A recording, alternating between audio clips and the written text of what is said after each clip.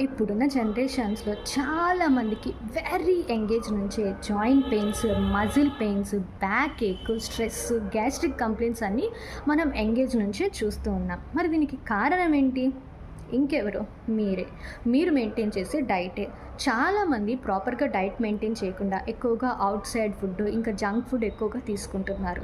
Calcium rich ఫుడ్స్‌ని తగ్గించేశారు. Exercises లేదు, ఆల్కహాల్, స్మోకింగ్, టైంకి ఫుడ్ తినకపోవడం ఇట్లాంటి మల్టిపుల్ రీజన్స్ వల్ల మీకు ఈ కంప్లెయింట్స్ అయితే స్టార్ట్ అవుతున్నాయి.